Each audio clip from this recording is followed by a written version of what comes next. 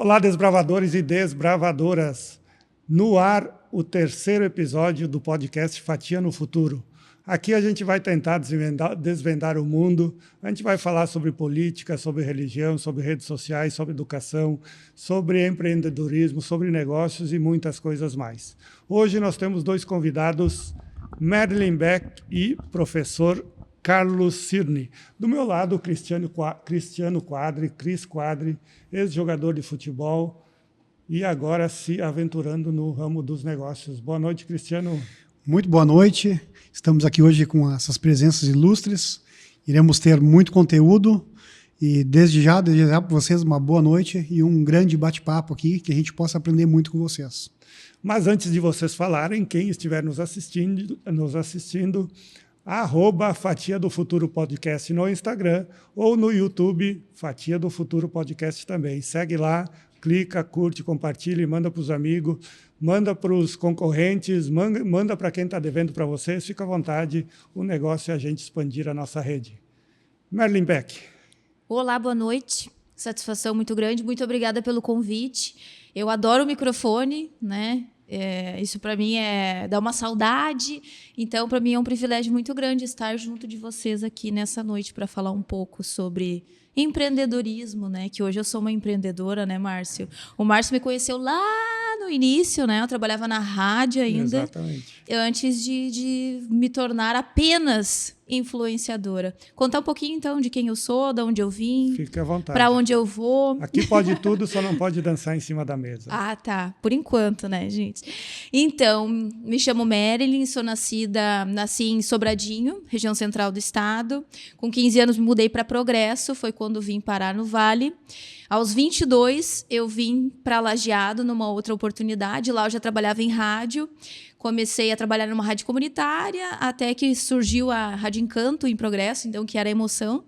E lá eu trabalhei 3 anos e meio como comunicadora, eu fazia os contratos, eu era a faxineira, eu vendia, eu fazia tudo. Então foi uma experiência bem boa. Mas chegou um momento que eu não aguentava mais morar na cidade de Progresso pelo número de habitantes, uma cidade pequena, e acabou ali que me segurando, né? Então surgiu a oportunidade de vir para Encanto mesmo, e foi onde eu cresci, tive bastante visibilidade, né? Porque a rádio pega em mais de 100 municípios e foi ali que tudo começou, né? Que me trouxe até onde eu estou hoje. Sou muito grata ao rádio. Foram 12 anos trabalhando em rádio, apesar dessa cara de 20 anos, né?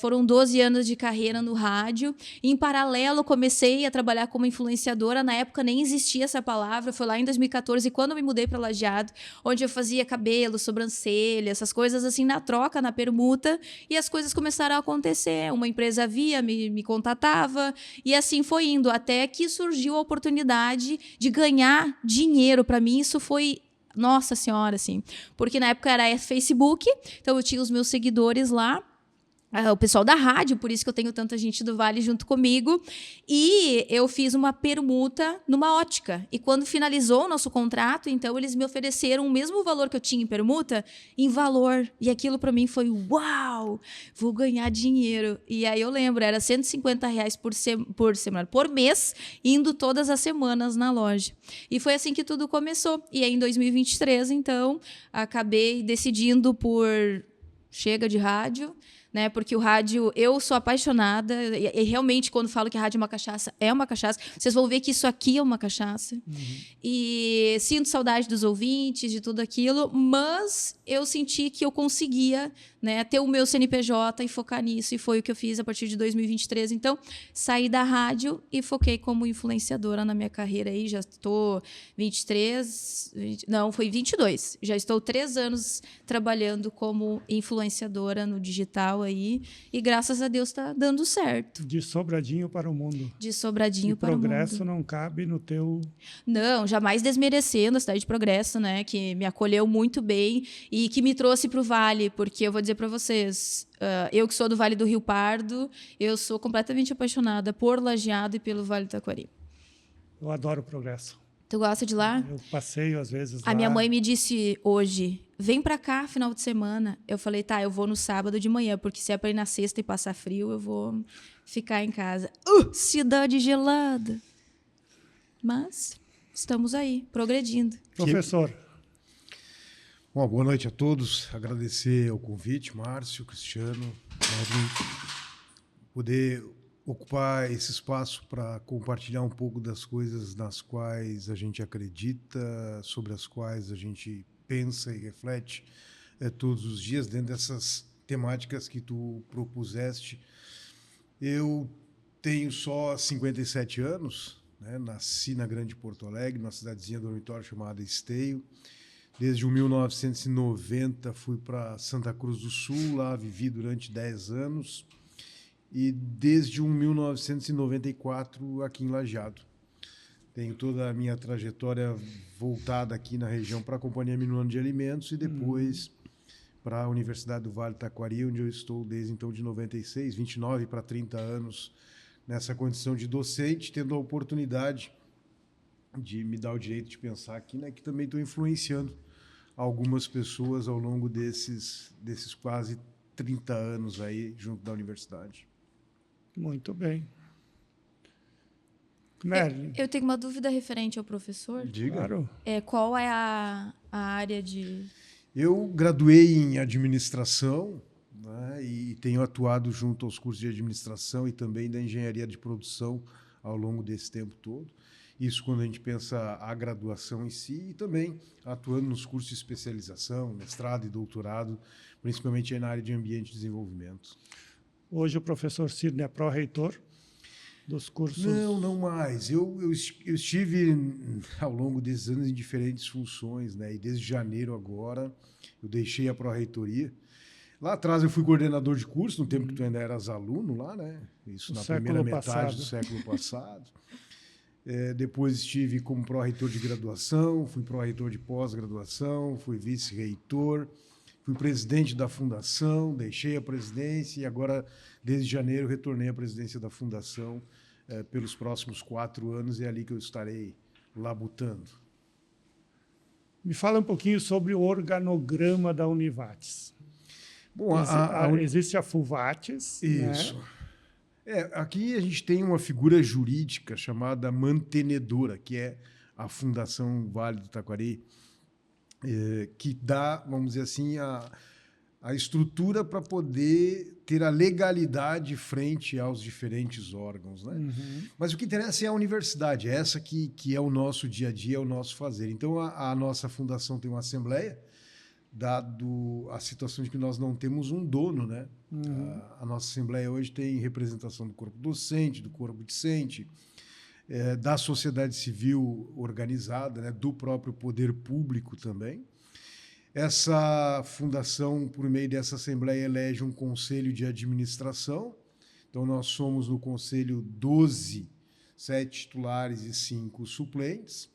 Desses 12, então, somos 4 professores, 2 ex-professores e 6 empresários aqui da região do Vale do Taquari, que tomam as decisões, então, de para onde o negócio, vamos chamar assim, tem que se direcionar, né? E a universidade tem, então, a eleição para o seu reitor e vice, nesse momento, a professora Evânia e a professora Cíntia, que escolhem os seus pró-reitores. Hoje estão conosco o Tiago Weissmann e o Luiz Fernando Timers, nas duas pró-reitorias, né? Então, é mais ou menos por aí a nossa estrutura, um tanto quanto verticalizada no que diz respeito à formatação do organograma, mas muito mais horizontal no que diz respeito à atuação no dia a dia, né? Merlin, e o organograma da tua empresa? Que palavra que bonita, né? Só tu. Hã? Só tu. Eu e eu. Numa câmera. Meu celular, mas preciso também, tenho ajuda de uma menina que grava comigo, né? Porque sozinha eu não consigo fazer tudo, mas até que eu conseguir, eu vou seguindo sozinha. Ela grava, eu edito, eu faço todo o resto, e cada take que ela grava, eu tô ali vendo se é assim ou não, porque eu tenho o meu olhar e eu gosto que seja dessa forma. E quem faz o conteúdo? Eu e o GPT.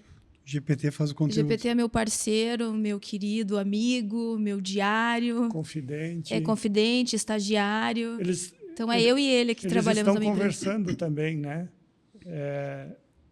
as inteligências artificiais. Mas é muito engraçado. Às vezes eu sou querida com ele, tem que ver o que ele manda para mim de coraçãozinho. Que eu posso te ajudar hoje, querida Marilyn. É bem interessante. Esse é um grande problema do GPT, ele é um bajulador. É. Ele é um grande bajulador. O que eu te mandei, o referente à minha. Foi ele que me. E isso que eu tirei um monte de coisa, porque ele me botou ali, ele levantou minha bola lá em cima. Eu pensei, não, preciso ser mais humilde, querido chat, porque ali levantou minha bolinha, né? Então tem isso.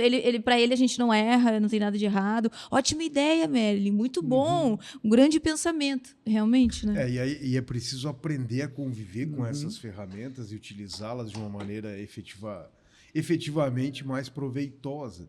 E aí parametrizar, né? Porque o aprendizado de máquina é isso, ele vai acostumando, ele vai buscando aquilo que te agrada, né? E vai, de certa maneira, conduzindo as suas respostas para agradar quem está perguntando. O que também acontece com os seres humanos, né? Que muitas vezes são bajuladores, assim como a máquina aprendeu a ser. Então, quando você emite o prompt, quando você constrói o questionamento, e essa talvez seja a principal vantagem, não diria vantagem, o principal segredo na utilização das inteligências é saber perguntar. Exatamente. E esta é uma deficiência no processo formativo da escola tradicional, que trouxe todos que aqui estão, né, em alguma medida, a serem respondedores das perguntas que os professores realizavam, e não o contrário. Então, você não é educado para fazer as perguntas. Quando você é criança, né, e olhando para os meninos aqui, que são mais jovens... Obrigado. Né, vocês vão recordar de que quando se era criança, você perguntava por quê? Cristiano, mas por que o ChatGPT é bajulador? Porque ele aprende com quem está perguntando. Mas por que ele aprende com quem está perguntando? E você ia questionando e questionando até que algum adulto lhe dizia assim, para de perguntar agora. Vai fazer o que eu te mandei e pronto. E na escola não era muito diferente. As perguntas que se podia fazer na escola quais eram? Professor, posso ir no banheiro? Aguarda o intervalo. Professor, posso perguntar? E aí ele dizia, espere eu terminar a minha explicação e depois, se você não entender, você pergunta. E aí terminou o período, ele botou as coisinhas dele na sacola, foi para outra turma e tu nunca mais perguntou. E aí você vem para o mundo real, vem para o mundo do empreendimento e para poder obter as respostas tem que saber formular as perguntas. Porque se você formular mal a pergunta, a resposta virá errada. E com as inteligências ditas artificiais da mesma maneira. Então, nunca pergunte para a inteligência artificial algo que você não possa responder. Porque, caso contrário, você não terá a capacidade de criticar a resposta que ela está lhe dando e, com isso, pode estar correndo um sério risco de estar publicando algo inverídico, né? Então, o aspecto aí de a gente poder olhar para frente, tu falavas de futuro, né? O que vai acontecer no futuro? Há alguns camaradas que defendam a ideia de que nós conseguiremos expandir o nosso cérebro para a nuvem, né? E com isso aumentar inúmeras vezes a nossa capacidade de pensar. Mas é um risco muito grande, porque eu posso colocar para a nuvem as perguntas equivocadas, né? E com respostas equivocadas. E tomar decisões em cima de respostas equivocadas. Perfeitamente, perfeitamente. Esse risco a gente sempre corre. Sempre corre, a todo e qualquer instante. Quando eu saio de Sobradinho e vou para Progresso, é uma decisão que poderia ter dado errado. Quando eu venho para Lajeado, poderia ter dado errado. Agora, a utilização de um conjunto maior de informações e que sejam informações que possam mitigar a incerteza é fundamental.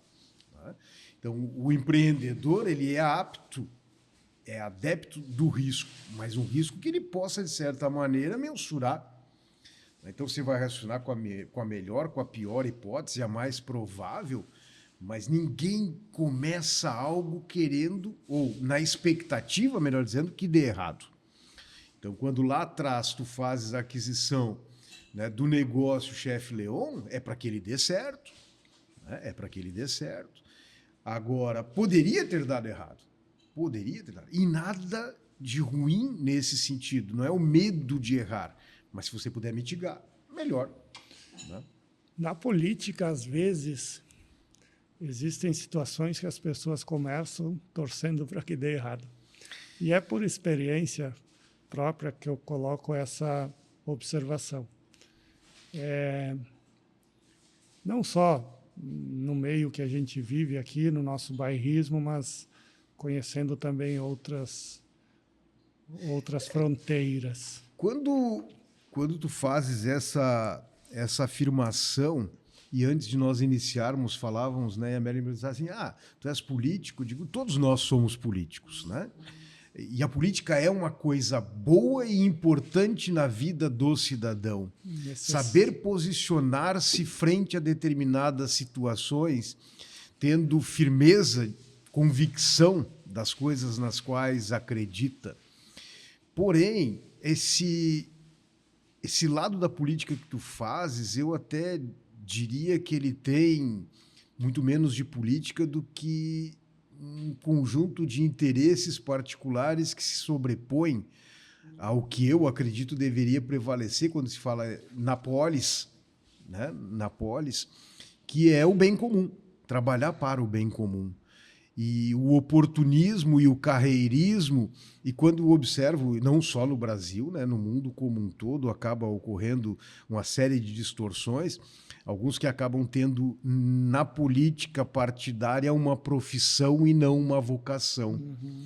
Então, quando Max Weber escreve um livro lá, nos anos 1300, 1400, que fala de ciência e política, duas vocações, ele evoca esta condição. Para você fazer ciência, para você fazer política, deveria ser algo desinteressado. Mas somos humanos, né? Quem não tem os seus interesses e que busca, em alguma medida, alcançar o pleno, eu não diria, mas o atendimento das suas expectativas, das suas necessidades, e que se coloca frente a algumas situações como sendo prioritário o seu interesse em relação ao interesse da polis. Então, sim, acredito que existam pessoas que torçam para dar errado, né? Torçam para dar errado, num pensamento bastante curto, tacanho, né? Para não dizer, e vocês disseram que editam depois, né? Para não dizer imbecil, porque, por vezes, aquilo volta-se contra ele ali no futuro sem que ele possa se dar conta. E eu já vejo isso também na questão, se a gente for olhar para a vida. Porque tem muitas pessoas que torcem para que a gente dê errado. Não é só na política, na vida também. Né? E, geralmente, quem mais está próximo da gente é quem não dá aquele apoio que a gente... E a gente percebe. Hoje eu percebo muito nas redes sociais. Quem me acompanha, quem curte e quem torce. Porque isso é uma situação que tu falaste agora, né? Tipo, às vezes a gente pensa, vou começar minha empresa, né? A gente vou no meu amigo, vou começar por aqui, vou começar ali. E às vezes acontece, por exemplo, assim, tu vai produzir conteúdo, por exemplo, na tua profissão hoje, que tu está influenciando pessoas pela rede social, e às vezes daqui a pouco pensa, o meu primo, o meu tio, o meu vizinho não curtiram, mas o cara que não me conhece está lá me seguindo. Às vezes dá um pouco de frustração, mas a gente tem que levantar a cabeça e não dá para deixar se abalar com isso, né? Porque se a gente... Hoje eu ainda vi um depoimento de uma menina, né, na rede social, né? Que ela é uma influenciadora de corrida e ela fala muito sobre isso, né? Porque a rede social, tu não vê as pessoas tristes, ninguém fala que tem boleto atrasado, que tem alguma coisa que está te fazendo mal. Tu só vê as pessoas, só trazem só coisas boas. Então, acho que todo mundo está vivendo num paraíso, e às vezes não é. Às vezes tem momentos, tem dias que tu não está tão bem, e que daqui a pouco tu conta com a ajuda de algum amigo, ou de alguém que tu acredita que fosse torcer por ti, e essa resposta não vem, né? Mais ou menos isso eu acho que tu quis dizer, Com né? certeza, isso é bem normal, né? E que nem tu colocou da comparação, eu acho que é o grande mal da humanidade hoje, né? A comparação, trazendo aí a ansiedade, trazendo a depressão, porque as pessoas realmente acreditam que o que vê ali é 100% verdade. Eu costumo trazer nas minhas redes o meu dia a dia. Hoje até estava brincando lá com os meus seguidores que eu estava com o cabelo sujo, que eu não ia lavar, que hoje de tarde eu tinha terapia capilar. Por que eu ia lavar o cabelo, né? Mas aí as pessoas já vêm mandando lá, meu Deus, achei que era só eu. Nossa Senhora, coloca uma touca, sabe? O pessoal, assim, engaja com essas coisas, porque que faz parte do dia a dia. E quanto mais eu coloco situações difíceis que eu passo, mais eu trago eles para perto de mim. Porque as pessoas acham que a gente é intocável, que a vida da gente é perfeita, que não existe problemas. E todo mundo tem, só que nem tu colocou, né? Vocês colocaram, não existe tu sair falando sobre problemas na rede social. No ano passado eu tive um problema no colo do útero e eu achei uma grande oportunidade. Eu tive que fazer uma cirurgia e eu coloquei todos os detalhes do porquê, quando, onde, como, e o número de mulheres que me mandou agradecendo por eu ter falado sobre isso foi exorbitante pelo fato de que muitas das mulheres não visitam frequentemente o ginecologista. Muitas delas nem sabiam o risco que estavam correndo de forma silenciosa, podendo ter um câncer de uma hora para outra e que poderia ser irreversível, né? Então, assim, sempre que eu posso, eu trago a minha realidade, o que acontece comigo, para que as pessoas entendam que eu sou uma pessoa como qualquer outra, não sou intocável, eu respondo todo mundo que me chama, converso com todo mundo, parou na rua, né? Não sou a famosa, né? Mas muita gente me conhece por causa da rádio também, e eu gosto dessa proximidade. E acontece muito também dos seguidores. Ontem eu até postei um vídeo que eu queria emocionar mesmo, que eu comprei um sobrado agora, comprei uma casa. Eu ia tocar nesse assunto. Aí eu estou muito feliz, né? E eu recebi vários comentários nesse vídeo falando, não te conheço pessoalmente, mas eu estou muito feliz pela tua conquista. Isso é, para mim, magnífico.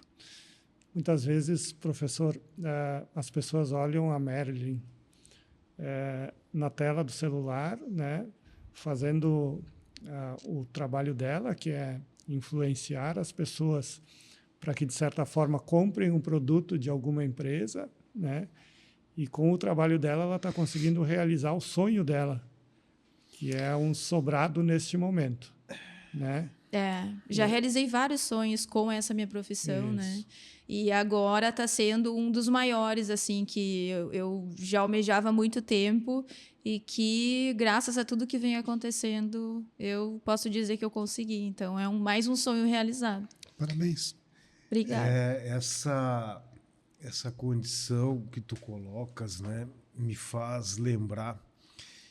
Eu tive a oportunidade de estar em, sei lá, quantas solenidades de colação de grau, né? E cada formando sempre escolhe a sua música.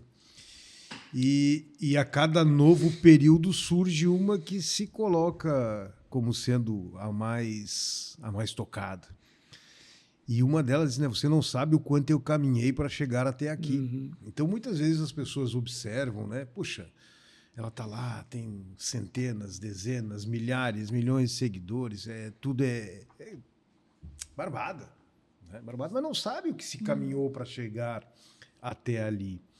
E quando tu colocas da situação de expor, em alguma medida, as suas fragilidades, o que não é fácil, né? Nós temos um modelo, vamos chamar assim, teórico, que se chama a janela de Johari, que ela traz 4 quadrantes para a gente. Um eu aberto. Um eu aberto que é aquelas coisas que eu sei sobre a minha pessoa e que o Cris sabe também. O Cirne é professor da Univates, o Cirne tem 2 filhas, elas são gêmeas, ele está casado há 33 anos com a mesma esposa, né? Porque alguns estão casados há mais tempo, mas são vários casamentos, né? Então, tá ali, todo mundo sabe sobre aquilo. Depois tem um eu secreto, que são aquelas coisas que eu quero que as pessoas não saibam. E que, invariavelmente, são as minhas dificuldades. Porque isso pode macular a minha imagem de vencedor, né? De ter sucesso. Uhum. Então as pessoas, poxa, mas o camarada passou por isso, né? Não pode ser assim, né? É exatamente o que ele é. Então eu brinco muito que, querendo ou não, eu gosto das animações no cinema, né? Tem um filmezinho chamado Madagascar, e tá lá o Alec, o Melma, a Glória e o Martin, né? E quando o leão entra em abstinência de carne, ele dá uma mordida nas nádegas da zebra, né? E ele tá vendo que vai surtar, e quando ele vê que ele vai surtar, ele se esconde, ele foge, ele sai de cena. E nisso vem o danado do rei Julian, que descobre onde o Alex está. Assim, Senhor Alex, acorda, vai saindo da caminha, né? E daqui a pouco ele diz assim, mas senhor Alex, tu chupa dedo. Mas o Alex não queria que ninguém soubesse que ele chupa dedo. Ele quer manter aquilo no secreto, escondido, só para ele. Porque se ele mostrar essa fragilidade, como é que as pessoas que estão ao seu redor vão olhar para ele? E há um terceiro quadrante, que é aquilo que as pessoas sabem sobre a tua pessoa e que tu não percebe, que é o que a gente chama de cego. E aí vem uma situação interessante quando tu falas, né, das pessoas que estão ali, que não te conhecem muitas vezes, estão dando um feedback positivo. Dar o feedback positivo é fácil. Eu quero ver dar o feedback. Né? E isso só quem faz são as pessoas que gostam de ti. São as pessoas que se preocupam contigo, que querem o teu sucesso, que não são aquele bajulador que a gente falava antes, tão pura e simplesmente, que vão chegar lá assim, ó, Márcio, tu tá pisando no tomate, cara. Sou aquele professor lá, cara, que me fez vir fazer a prova nesse tempo de chuva, sabendo que eu sou um cadeirante, lembra disso? Eu não esqueço. Então, aquele camarada que te alerta para os possíveis equívocos que tu comete, quer o teu bem. Qual é o grande segredo da vida? Grosso modo, é conseguir avaliar o que eu tenho que tirar do secreto para o aberto, ou seja, que limitações eu possuo, que devo fazer com que outros saibam, até para que eles possam me ajudar a preencher aquelas lacunas que eu tenho. E o quanto eu estou aberto a receber esse feedback que nem sempre é agradável. E a partir daí, poder avançar, né? Poder melhorar enquanto ser humano e realizar-me enquanto pessoa, enquanto profissional, e assim me dá o jeito também de poder dar feedback para os outros, de saber o que ele tem enquanto verdade, e complementar, vamos dizer assim, as nossas potencialidades enquanto grupo. Então agora ela está trabalhando sozinha, né? Como diria o Gringon, está trabalhando sozinha com mais uma pessoa, daqui a pouco pode ter uma centena de pessoas trabalhando em virtude desse movimento empreendedor que tu fazes. E aí, cuidado com o que cativas, né? Porque tu passa a ser responsável também por elas. E, claro, tem um quarto quadrante lá que é o desconhecido, que nem eu, nem ninguém sabe sobre a minha pessoa, porque eu não vivi determinadas situações que me façam saber como eu reagiria em relação a elas, né? Então, pensar que nós estamos hoje falando sobre o que poderá vir a acontecer no futuro, mas com uma mirada muito para trás, é desafiador, cada vez mais desafiador, me parece, né? O que será o teu negócio daqui a 5 anos? Dadas as condições atuais, dado de onde eu vim, e tu disseste, né, onde eu quero chegar, e os sonhos são muito interessantes, né? Porque podem ser pesadelos também. Né? Podem ser pesadelos. Eu então, tive um hoje. Teve um? Ontem de noite. É. Eu sou muito desorganizado e deixo tudo para a última hora. Certo. E aí eu sonhei que eu fui dar uma palestra numa escola e eu cheguei lá e não tinha levado o microfone. E não tinha levado o meu note, que é onde eu passo a palestra. Certo. Então, a minha preocupação de deixar tudo para a última hora me fez ter um pesadelo. Mas eu ontem tive um sonho de sonhador, né? Maluco que sou, sonhei com o dia em que a Terra parou. Então, para a Terra, volta, busca o note e vai para a palestra. Para que sofrer? Mas no sonho a gente não consegue. No Não sonho deu. a gente fica Não ali, deu ó. tempo. Não deu. Me lamentei demais porque eu sabia que em algum momento deixar tudo para a última hora ia trazer um prejuízo. Mas aí vem uma outra música, né, que diz assim: o que você faz quando ninguém te vê fazendo o que você quereria fazer se ninguém pudesse te ver? Lá tu vai saber quem tu é. Então, nessa trajetória... Fala de novo, por favor. É assim, ó, o que você faz quando ninguém te vê fazendo o que você queria fazer se ninguém pudesse te ver? Lá é que tu está. É lá que tu está. É ali que tu é a tua essência, efetivamente. E não os personagens que a gente incorpora todos os dias. Lá em 2001, publicou um livro chamado O Homem e Suas Máscaras. E um colega até me dizia assim, eu não gosto muito da analogia com a ideia das máscaras, porque a gente o mascarado sempre é alguém falso, né? O falsão. Vamos pensar assim, os personagens, os papéis que a gente desempenha. O papel de pai, o papel de marido, o papel de professor, o papel de amigo, o de torcedor do Grêmio, assim que seja, né? E cada novo ambiente, dada a coletividade que está ao redor, tu desempenha um determinado papel.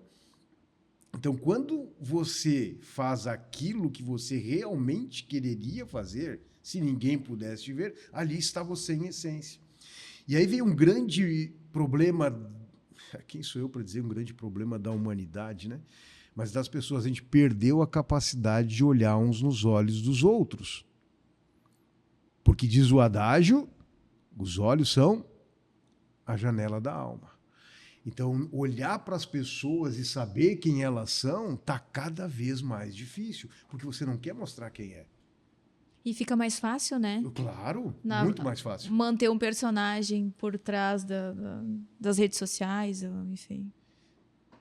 Exatamente. E até foi bom esse link, né? A ideia de que tu falavas, o pessoal só mostra as coisas legais do que está vivendo, né? As agruras ninguém quer mostrar. Até porque os meios de comunicação, de modo geral, já trazem essas agruras, né?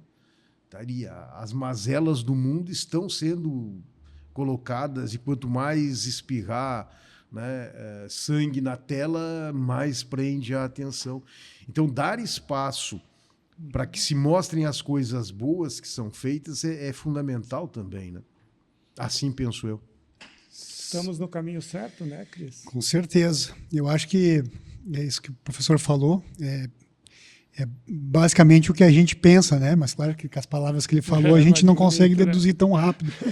Mas um assunto que eu queria tocar com vocês, que eu acho que foi como quase todas as pessoas que vão passar aqui, foi um divisor de água, né? A pandemia. Na parte do professor, é parte do estudo, né? Que as pessoas cada vez têm se afastado mais. Mas primeiramente eu queria saber de ti, que da rede social, assim, que o pessoal parou de estar presencialmente, onde começou a ganhar um espaço maior, né? E começou as pessoas a aparecerem mais, né? Porque tu precisava fazer, por exemplo, o cantor fazia uma live para ele tocar, para arrecadar para alguém. E na tua profissão também, né? Tipo, o pessoal falava, vai ficar em casa, então o que eu vou fazer? Aqui todo mundo pode me enxergar, pelo menos, que é a rede social. Como tu vê esse divisor de águas para vocês? Dá para dizer que foi um marco histórico ali, uma virada de chave para o influenciador, né? Foi onde realmente surgiu o influenciador, foi na pandemia. Eu já tinha alguns parceiros na época, mas durante pandemia foi muito bom para mim, porque as marcas vinham até mim, trazendo produtos ou serviços, o que acontecia no momento, para que houvesse a divulgação. O que, graças a Deus, eu tinha a rádio na época, né? Mas o extra que me mantinha ali como influenciadora se manteve e foi essa virada. Depois as coisas só engrenaram, sabe? Não somente para mim, para a grande maioria dos influenciadores, porque como estava todo mundo em casa, era consumindo conteúdo, consumindo internet, consumindo live, e muitas pessoas apareceram nesse momento, né? Então, para mim foi muito bom. Foi muito bom. A partir dali que começaram a valorizar ainda mais o trabalho do influenciador. Muito bem. E talvez no teu lado, né, professor, seja um pouco mais negativo, talvez, porque as pessoas têm se afastado da sala de aula. Hoje virou, daqui a pouco, claro, tem os cursos online, né, que tu faz, mas aquele presencial que a gente, penso eu, tá? Não sou dono da verdade, mas eu aprendi muito mais quando eu estava com o professor do que quando eu estava estudando sozinho. Então, eu penso que é fundamental a pessoa, o professor, estar lá te esclarecendo as dúvidas. E a sala de aula, para mim, ela é fundamental. Eu acho que, eu sempre digo para o meu filho, eu tenho um filho de 13, de 24 anos, né? Que tem algumas matérias que tu consegue decorar. Tu vai ler ali, tu vai conseguir decorar e entender. Mas tem matérias que tu vai precisar entender na sala de aula. E para isso que o professor está ali. Tem dúvida, levanta a mão, pede ao professor como funciona, me explica. E como foi essa mudança? Tu enxergas assim essa mudança da pandemia? Se tu me permitires, eu vou voltar um pouquinho antes da pandemia. Tá? Eu vou voltar lá para o início dos anos 90, só 30 anos antes da pandemia. quando começa a se popularizar a rede mundial de computadores. O surgimento da internet é, como diz o jargão, um divisor de águas. Quando meu afilhado nasceu lá em São Paulo, eu via ele todos os domingos. Você conectava, colocava, ainda tinha que colocar o webcam em cima do PC ainda para poder fazer a interação. Quando ele estava com 2 anos e cadinho, ele veio morar em Porto Alegre. Eu passei a ver ele a cada 3 meses. E daqui a pouco, quando ele está morando em Santa Cruz de novo, tu vai ver ele a cada 6 meses, vamos dizer assim. O fenômeno da rede mundial de computadores, e aí as redes ditas sociais também trouxeram um bocado disso, elas aproximam quem está distante e, por vezes, afasta quem está perto. Normalmente. Então, com esse teu filho, com as minhas filhas, daqui a pouco está ocorrendo aquele fenômeno de que tu está falando com eles por meio da tecnologia, estando no mesmo espaço. Então, quando a pandemia vem, ela reforça a importância de saber utilizar essas tecnologias. Nós estamos aqui num estado relativamente bem estruturado quando se fala de uma rede educacional, embora todas as dificuldades que as escolas tenham para poder se manter. Mas não se assemelha em nada ao que ocorre no Norte, em alguns espaços do Nordeste, até mesmo no Centro-Oeste. Vamos pegar o Pantanal, né? Você tem 6 meses de chuva, 6 meses de seca, então, às vezes, tu não consegue nem te deslocar para poder ir até a escola. Então, ter uma ferramenta que te permita continuar acompanhando e desenvolvendo as suas atividades, que seriam impossíveis, eu não diria, mas muito mais difíceis em alguns momentos, é uma facilitação, né? Aqui me parece que sim, quando tu usas a expressão, né, tem alguns conjuntos de conteúdos que se consegue decorar. Bom, tudo que eu acredito que não se deveria fazer é decorar algo, né? É decorar algo. Muito embora eu tenha sido alfabetizado com esta técnica. E durante muito tempo tenha sido a forma encontrada para comprovar ditos conhecimentos aprendidos quando os danados professores aplicavam as provas. Porque o professor nunca deixou o aluno elaborar a prova, né? Ele sempre entrega a prova. Então, a pandemia, as tecnologias foram fundamentais para a gente poder manter o contato. O que eu sinto, tendo ainda hoje minhas turmas no presencial e na modalidade EAD também, né? A grande dificuldade é que você não enxerga as pessoas. E o corpo fala. O corpo fala. Quando eu digo aqui, olhando para o Márcio algo, eu consigo perceber a reação dele de imediato. Nas aulas mediadas pela tecnologia, nem sempre o teu interlocutor está com a câmera aberta. Então, tu não sabe como ele está reagindo ao que tu estás dizendo. Isso me parece que dificulta um bocado, né? Então, a presença física ao mesmo tempo, me parece que ela é mais importante do que a presença física ao mesmo tempo no mesmo lugar.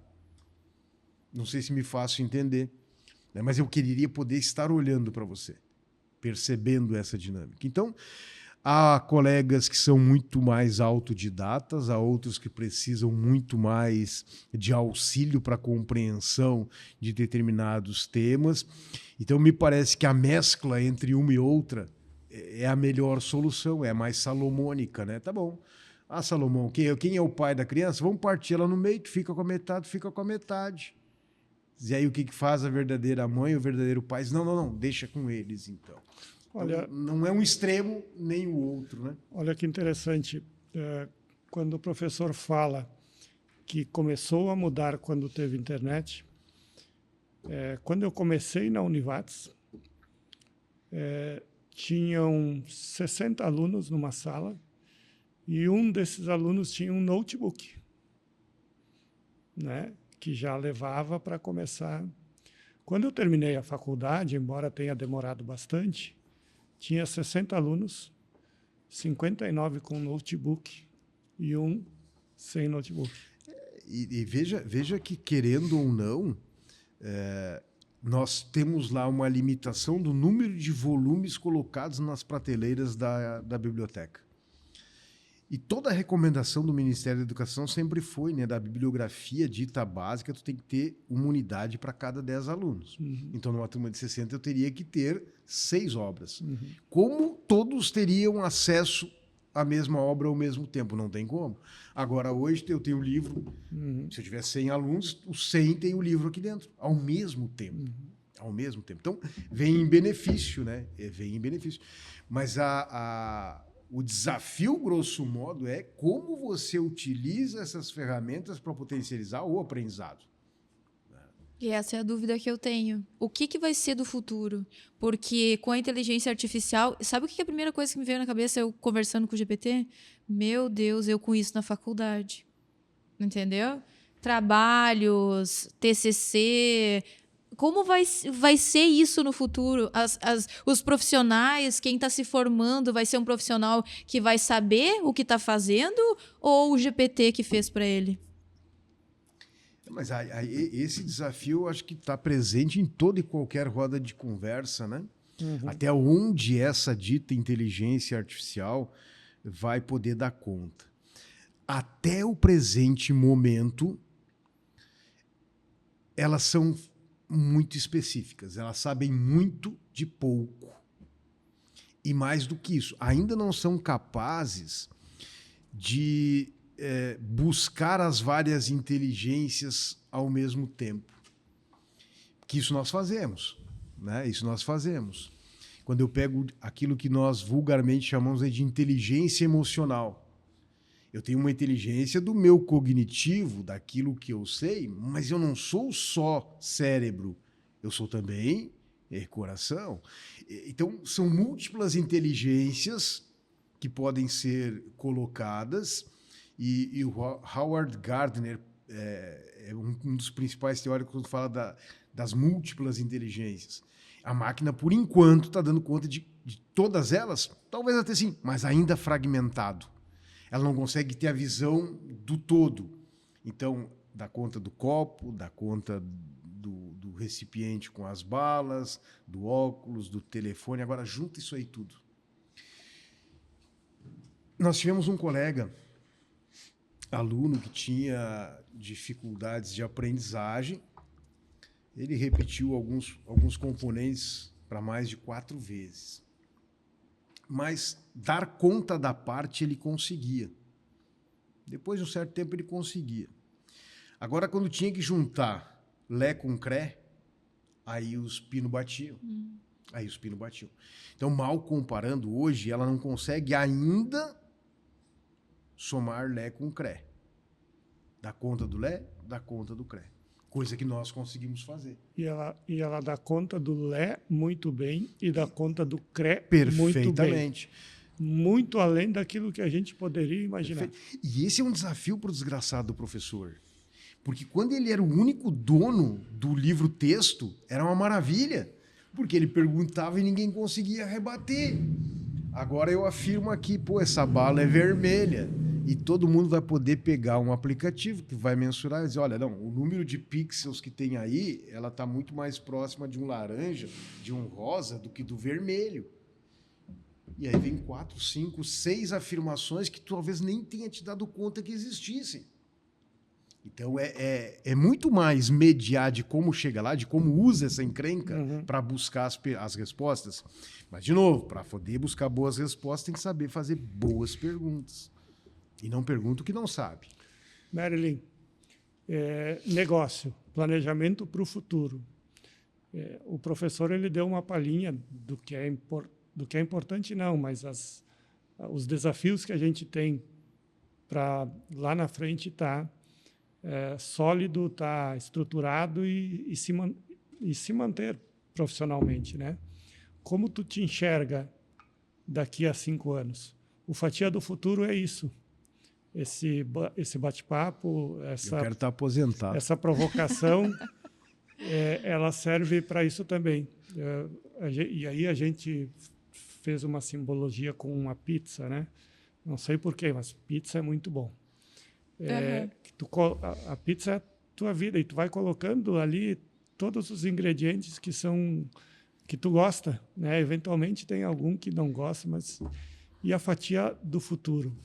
Como tu te enxerga daqui 5 anos? Quais os ingredientes tu tá colocando ou tá cultivando? Planejamento estratégico no teu ramo, ele é importante, não é importante? O importante é a semana que vem ou amanhã? Então, o futuro do influenciador a Deus pertence. Eu não tenho como dizer se o influenciador ele vai se manter no mercado por muito tempo ou não. De certa forma, isso me preocupa? Sim. Mas, no momento, eu foco no presente, pensando no futuro e trabalhando da melhor maneira para que eu consiga chegar futuramente, né, levando com seriedade o meu trabalho, que é o que eu faço desde sempre, né? Eu me vejo futuramente ainda melhor fazendo isso que eu faço, mas eu não sei dizer, né? Tu tendo uma empresa, tendo a Chef Leon, a gente sabe que o futuro é diferente do que o futuro de uma profissão como a minha, né? Pretendo sim continuar fazendo isso, mas eu já tenho algumas ideias também de outras coisas que eu gostaria de fazer. Uma coisa que eu quero muito é ter 2, 3, 4 fontes de renda. E eu trabalho muito, penso muito nisso, isso me pega muito, porque já fiz algumas coisas, não deu certo, então estou nessa busca, sabe? Porque caso não tenha uma, vai tendo outras, né? Então é um pensamento que... Já que você me deixou a deixa, eu vou te apresentar depois uma oportunidade de tu ter uma renda extra no teu futuro. Viu? Não dá para começar amanhã? Dá para começar amanhã. Amanhã já é futuro. Tá, dá uma Amanhã palhinha já é para nós, futuro. então. Quando se fala hoje está cada vez mais difícil, né? Nós vamos falar em política, que foi um dos temas de antes, né? Do início da nossa conversa, que a gente tocou no assunto.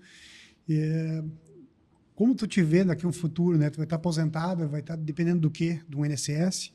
O INSS não vai mais aposentar ninguém do jeito que está indo no nosso país. Então, tu ter uma fonte de renda extra, né?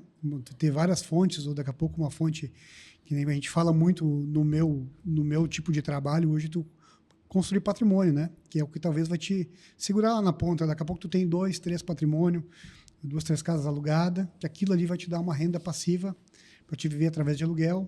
E isso, o meu trabalho, ele está muito focado nisso aí, ele já vem há um bom tempo, né? Sempre foi algo bom que tu consiga planejar, que a gente sabe que o brasileiro ele é imediatista, as pessoas são imediatistas, né? Eles não querem esperar, mas até com essa questão de juros altos, tudo, está fazendo com que as pessoas repensem no que eu vou fazer amanhã. Pá, eu sei que eu queria andar com aquele carro lá, eu queria estar andando de Mercedes, mas será que tu não consegue aguentar mais um pouquinho com o teu carro?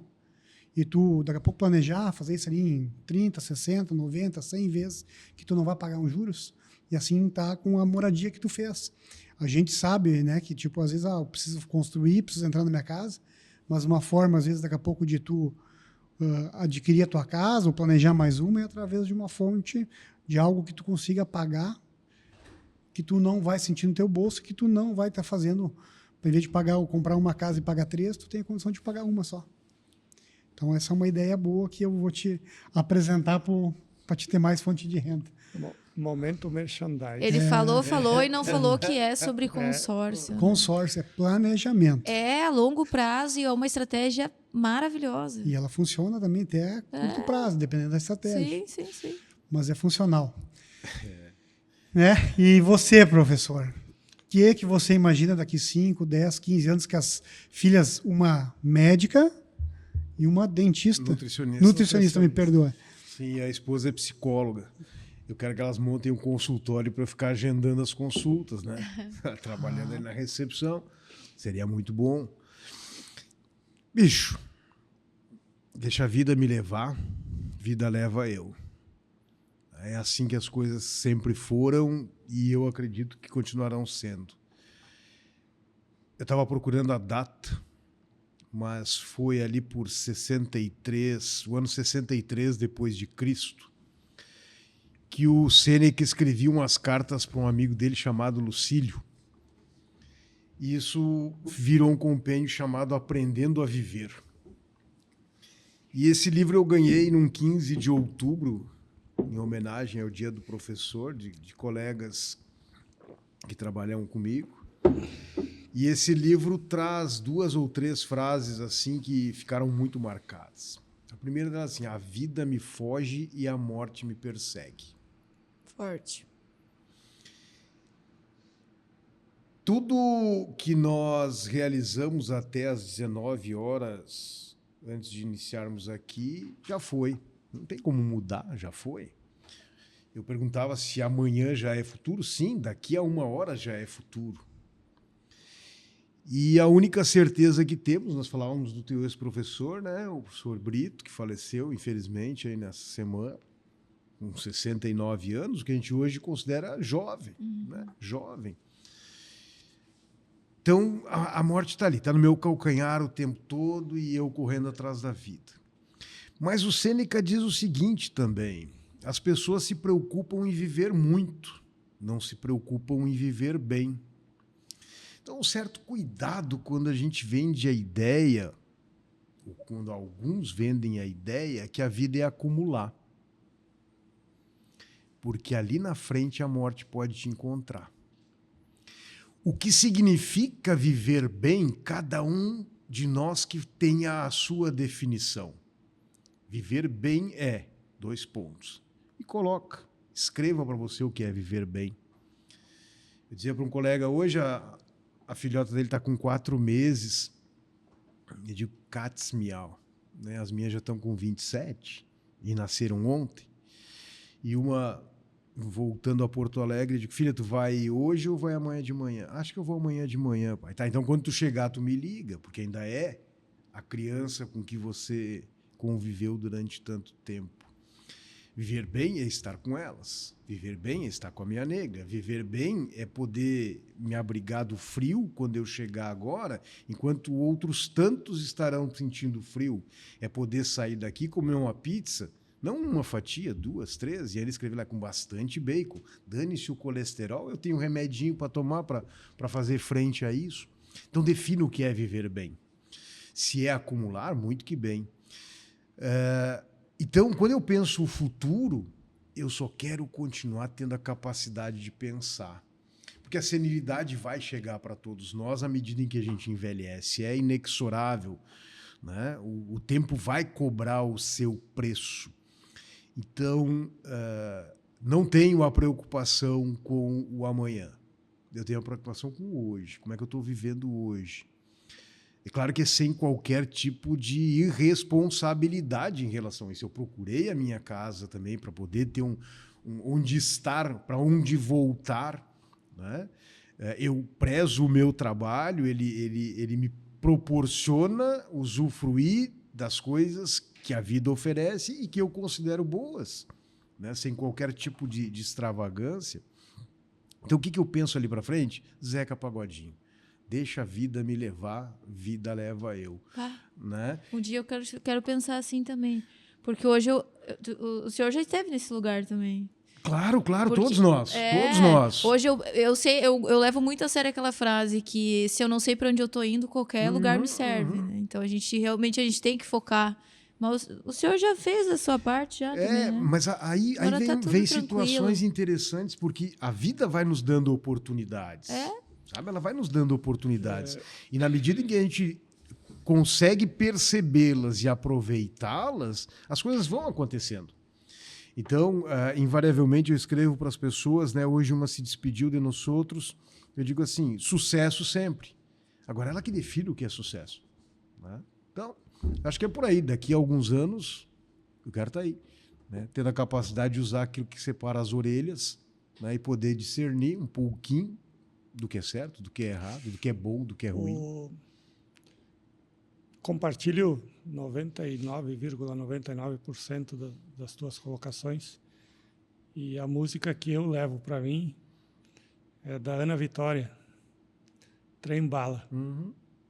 A vida é passageira, né? A vida é trem bala, parceiro, e a gente é só passageiro prestes a partir. Segura teu filho no colo, abraça teus pais enquanto estão aqui. E quando a gente se dá conta, se abre mão disso tudo, né? Perdão. Por outro lado, eu acho que é importante a gente também estar pensando no amanhã e que se hoje está bom, não é uma condição que lá na frente ela vai permanecer boa. E essa disrupção tecnológica que a gente tem, ela pode acontecer também na vida da gente de algumas outras formas. É que quando a gente... Ontem não. Na sexta-feira, o colega Breno, lá da cooperativa Arla, assim, não, Cirne, eu não sou velho, eu só tenho mais juventude acumulada, né? E eu me lembro da falecida professora Carmen Regina, que dizia, né, não, eu sou jovem há mais tempo. Então, sim, a cada nova fase da vida da gente são momentos distintos de preocupação. Então, claro, quando eu estava lá atrás, eu tenho que comprar uma casa, é isso que eu tenho que trabalhar, né? Então, são coisas que vão se modificando ao longo do tempo. E não estou dizendo aqui que não seja importante constituir patrimônio, de forma alguma. Não. Né? Eu só acredito que, em alguma medida, isso não pode tomar todo o nosso tempo. Todo o nosso tempo nessa preocupação. Então, usufruir um pouquinho. Quando a gente está aí olhando para a natureza, né, tem lá a figura da oxidação. Por que a oxidação se dá? Por contato com o oxigênio. E as minhas células estão todas mortas aqui por cima. Eu vou ter que pegar, vou ter que passar um esfoliante, né, e fazer com que as células novas venham. Mas eu só estou vivo porque eu estou respirando. Então, o oxigênio que me mantém vivo, ele me mata ao mesmo tempo. Então, eu vivo de morte e morro de vida, saca? Então, assim, ó, velhinho, um dia depois do outro, sim, não estou dizendo que é ser irresponsável, inconsequente, não tem nada disso. Mas hoje o fardo está mais leve. Sim, hoje está mais leve, hoje está mais leve. Entendido. A gente também acredita que tu tem que comer uma pizza, né? Uma pizza, tu não precisa só privar. Tem pessoas que acham que tem que fazer patrimônio e que vai viver porque precisa de uma renda. Mas... E a pizza é do Dani, né? O que tem? Comer a pizza. É também, a pizza do Dani. Também. Isso aí, tem que fazer o merchandise, né? Tem claro! Mas é verdade, de fato é assim. Eu também penso que tem pessoas que às vezes né, vou contar para ti um breve relato. Eu tive um amigo nosso de infância que ele era muito inteligente e chegou um momento da nossa infância, nos 12, 13 anos, a gente gostava de jogar uma bolinha e ele sumiu. Né? Ele sumiu, ele simplesmente a gente não jogava mais bola com nós, estava sempre estudando, começou a estudar. E ele sempre foi um guri muito inteligente. Daí, resumindo assim, ele se formou médico, ele passou em primeiro na URGS, né? Passou em primeiro e hoje é médico. Às vezes a gente fica pensando assim, já disse, esse cara ali tá teoricamente rico, né? Hoje um médico ele tá bem de vida, né? Ele é hoje uma profissão que ela praticamente te garante uma condição boa financeiramente. Só que ao mesmo tempo ele perdeu muitas oportunidades de estar com nós jogando bola. Então assim, tu tem que brincar, tu tem que se divertir, mas tu tem que, né? Na nossa idade hoje, né? Por exemplo, eu também já estou com 41. A gente tem que pensar como eu vou estar ali na frente, que eu pretendo viver até 60, 70, 80 anos. Eu não posso chegar lá e estar dependendo de tu receber 1.000, 1.500 pila que hoje tu não consegue mais sobreviver. Mas, ao mesmo tempo, eu também penso igual o professor que, cara, eu vou deixar de sair um fim de semana com a minha família. Tu vê, eu já até tive vários exemplos, assim, pessoas que tu vê que separou porque o cara era muito mão de vaca, não levava a esposa a sair, não dava um presente para a filha. Mas não é nem só isso, Cris. Né? Houve um período da vida em que dos 15 turnos da semana, vamos falar assim, de segunda a sexta, eu tinha 14 de compromisso fechado. Me sobrava sexta-feira à noite, quando não tinha as aulas de especialização. Mas era o momento de fazer isso. Né? Era ali que eu precisava fazer isso. Quando eu estava lá com meus 28, 30, 35, porque a carcaça aguentava. Agora, botar o velho hoje a fazer 15 turnos por semana, até aguenta durante um tempo, mas vai ficar esbaforido. Então, para tudo há uma nova fase. E eu brincava com esse colega com a filhota de 4 meses, digo, velho, só te prepara, porque criar filho é que nem jogar videogame. A próxima fase sempre é a mais difícil. Não tem num jogo de videogame a próxima fase sendo mais fácil. Então, quando eu, nós estivermos chegando próximo da maturidade e se aproximando ainda mais da hora de ir, serão outras as dificuldades. Daqui a pouco eu vou ter patrimônio e não consigo lembrar de quem são os meus filhos. Como um colega que chega na frente da mãe com Alzheimer e diz assim, poxa, meus filhos nunca vêm aqui me ver, sendo que ele está ali na frente. Então é nessa condição que o futuro a Deus pertence, né? E é claro que a gente vai tentar ajudá-lo a construir, vamos trabalhar para que isso seja o melhor possível, mas nada me garante que amanhã de manhã, né, por mais patrimônio que eu tenho, olha o Schumacher, né? Heptacampeão da Fórmula 1, trilionário, cadê o cara, velho? Né? Onde é que tá? Então, de novo, acho que são situações que a gente concorda aqui no que estamos falando, de certa maneira, né? E que cada um vai dar uma dosagem maior ou menor para uma ou outra prioridade num determinado momento. Então, amanhã, quando tu tiver com os teus 57, tu vai poder estar dizendo assim, não, tá legal, agora eu já começo a pensar de uma maneira diferente, porque já passaram esses outros 15 anos. Pô, e em 15 anos, velho, muita coisa acontece. Muita coisa acontece. Mas é rápido, né? Tudo acontece muito rápido. Agora daqui para frente só vai, né, Marcos? E a gente está numa fase... Essa mesa aqui ela está composta por 4 pessoas e as histórias são bem idênticas e, ao mesmo tempo, diferentes, né?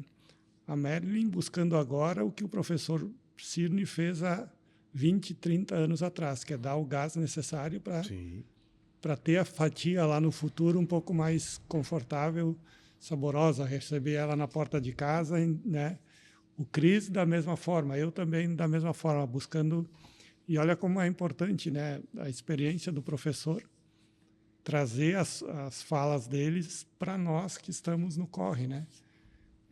O professor amanhã quer ser o secretário da esposa no consultório sim. De De boas, né, velho? de boas. Alô? Tem Então, um horário aí? Sim, qual é o convênio? Não, é particular, tá?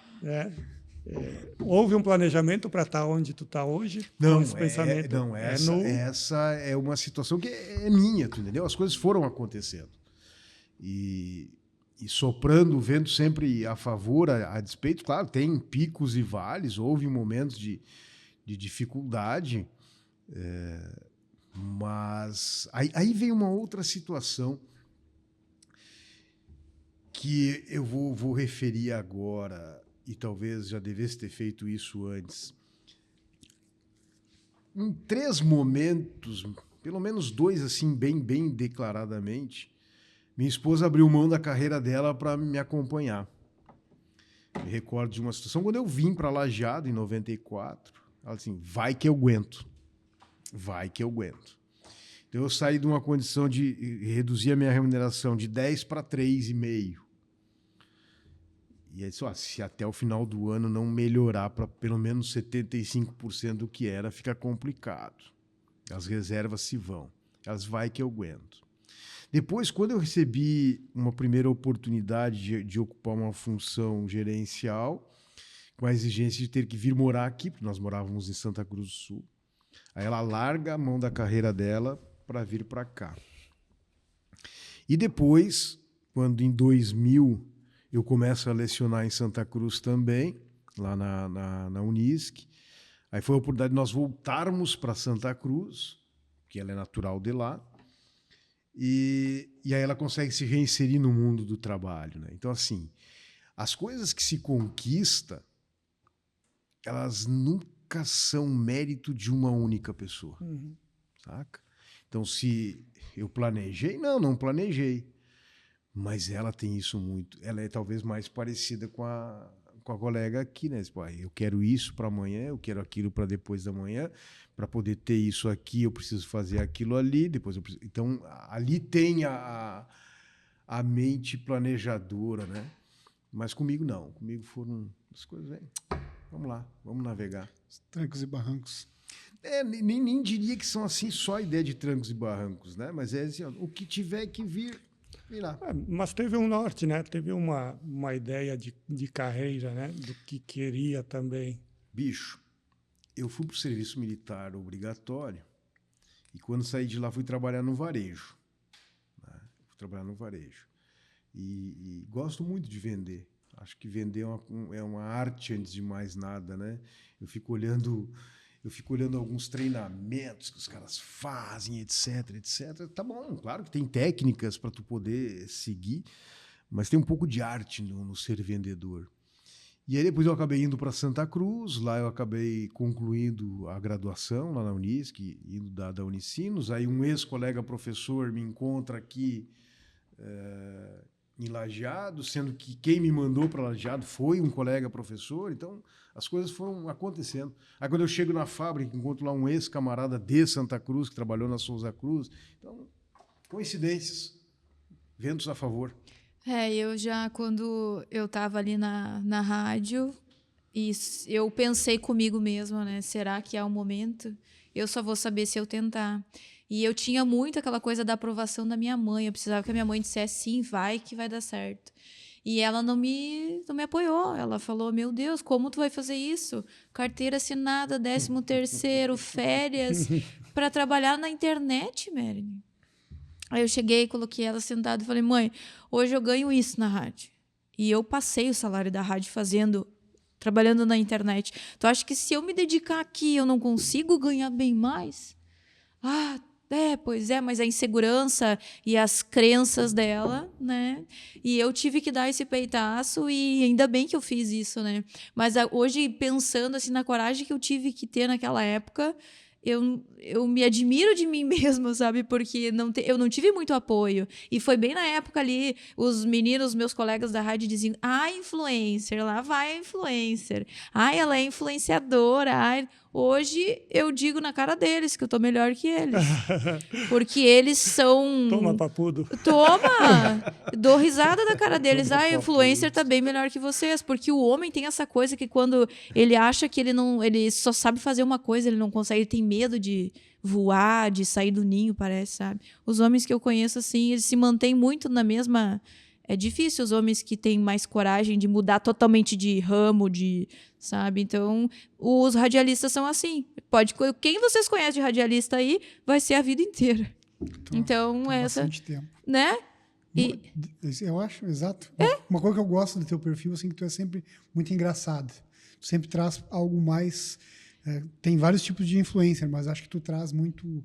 o lado assim de, lado leve, lado engraçado, às vezes tu faz uma descolado, piada. Natural. Eu tento ser o mais leve possível, eu levo isso para os meus parceiros e dá muito certo. Tem uns que são mais conservadores e tá tudo bem, eu tento seguir conforme eles querem. Por isso que eu trabalho com os mais diversos segmentos, eu não sou da moda, da maquiagem, não, eu faço de tudo, eu quero fazer numa funerária ainda, isso é uma coisa que eu ainda não fiz. Motel, essas coisas que ninguém faz, entendeu? Coisa diferente, assim, me convida que eu vou. Eu gosto de divulgar coisa diferente, levar o lado engraçado da coisa. É isso que engaja. Porque tu levar aquela coisa sempre...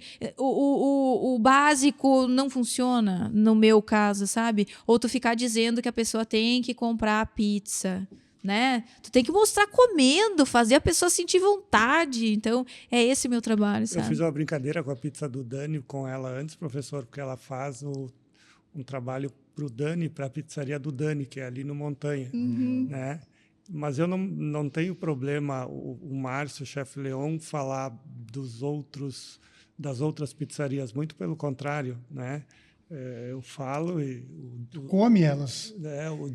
Tem que saber, né? O Ricardo, da Dinápolis, a gente conversa. Então, para mim, não é problema fazer esse tipo de... Sim. Né? A pizza do Dani é porque ela faz para a pizza do Dani. E ela fez para nós um tempo também. Que lá foi na pizza, muito legal. Que foi no início do teu, eu estava começando trabalho de influenciadora. E ali a gente fez uma coisa diferente também, porque a gente mostrou como é que fazia a pizza. Isso. Ninguém sabia como é que era o forno da pizzaria, como é que a pizza fica pronta, como é que ela é feita. Então a gente foi tentando trazer coisas diferentes e é o que eu tento fazer, sempre trazer o por detrás, não somente a coisa pronta, ou enfim, né?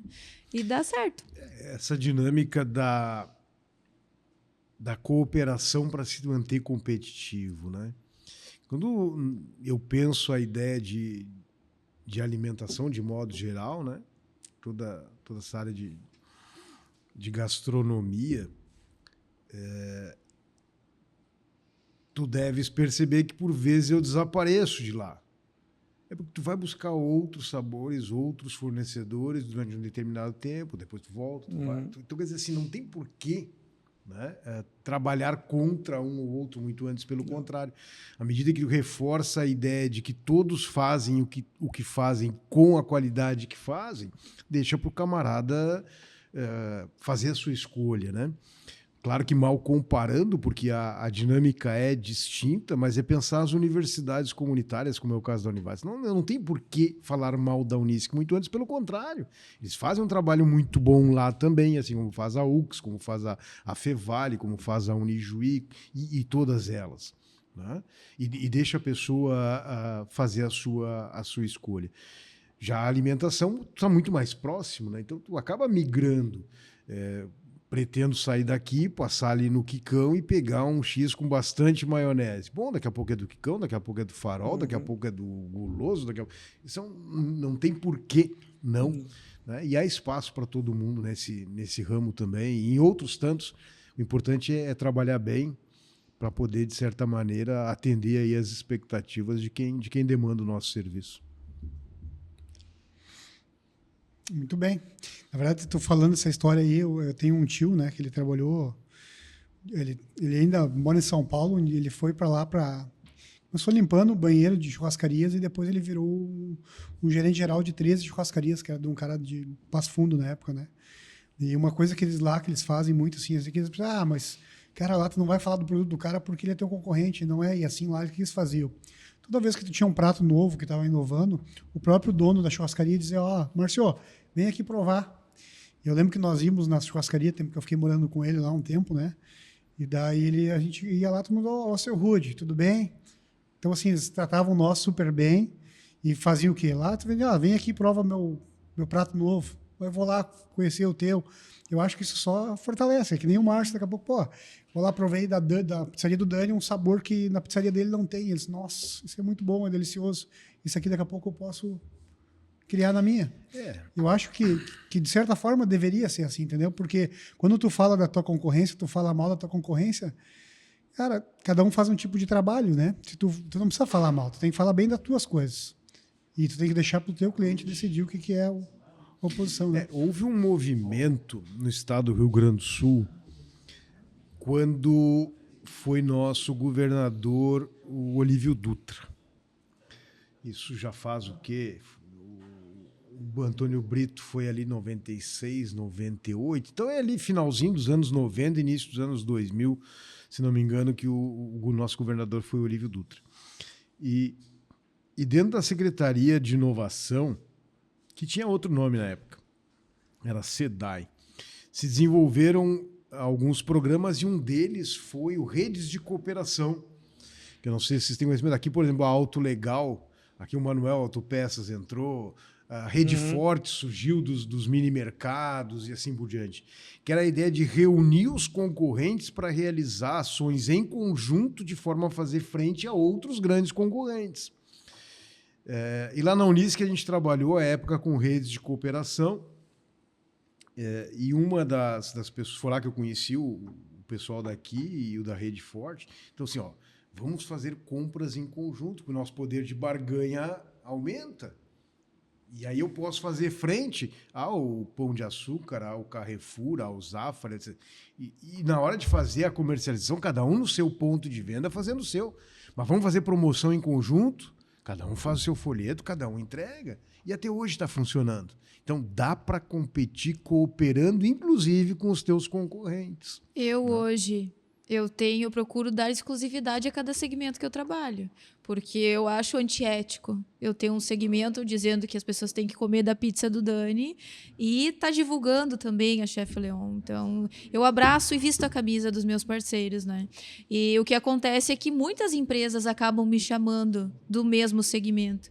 E eu sempre tenho várias colegas de profissão que também fazem e que esse perfil aqui eu acho que pode te ajudar. Teria alguém para me indicar? Tal pessoa, eu acho que esse aqui não tem. Então, assim, eu não tô...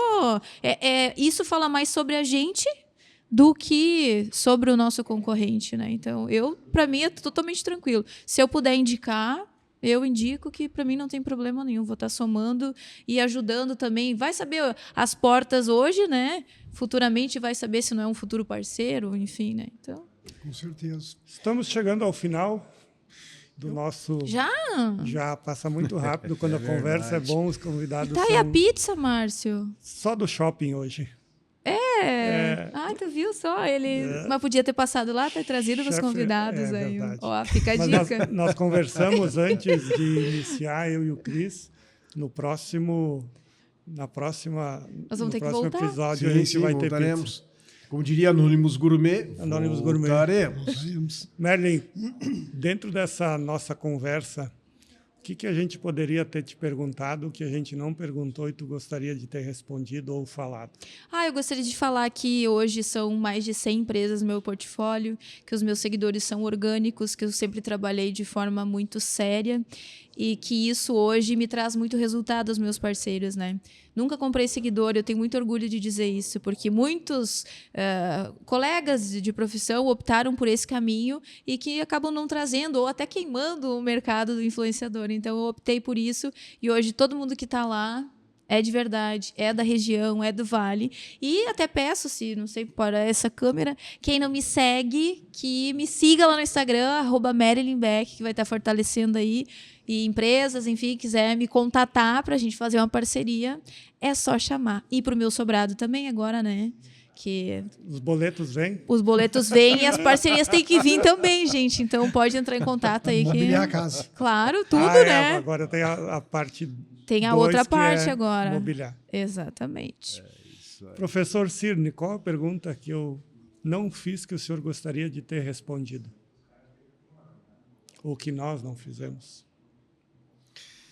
Sabe que quando fizeste o convite, né, me mandaste a mensagem, a pergunta que eu fazia, mas por que ele? Por que eu? Né? E olhando assim, e falávamos antes, né, de uma colega que encontrei dias atrás, não, me formei há 25 anos atrás.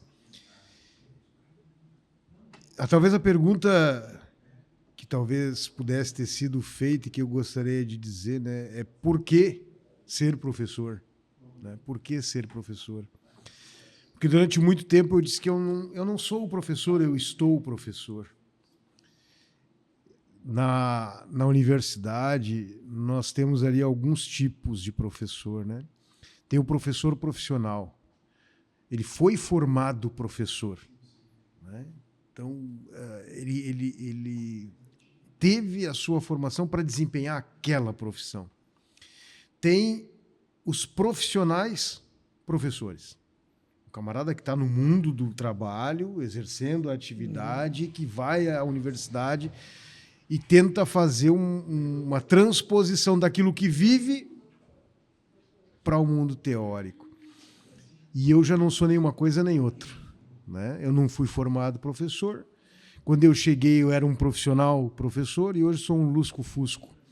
Mas por que ser professor? Para continuar influenciando as pessoas, né? De uma maneira que, de certa maneira, te permita ser político e trazer a tua forma de ler o mundo e que ela não seja impositiva a ninguém. Porque o bom professor, assim como o bom líder, é aquele que influencia as pessoas até o ponto que elas não se deixem mais influenciar. A partir do momento que ela não se deixar influenciar, ela está pensando por si mesma. E aí o trabalho do professor está concluído. A partir dali, a criatura anda sozinha, né? A sua cabeça é seu guia, como diz também o adágio. Então, o porquê ser professor? Para poder continuar influenciando as pessoas até que elas não se deixem mais influenciar. Nem pela inteligência natural, nem pela inteligência artificial, nem pelas redes sociais, que ele saiba fazer as suas escolhas, que ele pare no sinal vermelho porque ele quer parar, que ele pare na faixa de segurança, não só na Júlio de Castilho, mas em qualquer uma das faixas, porque ele quer parar. Não porque tem medo da multa, ou porque Papai do Céu não gosta, mas porque ele quer. Então, influenciar até que não se deixe influenciar.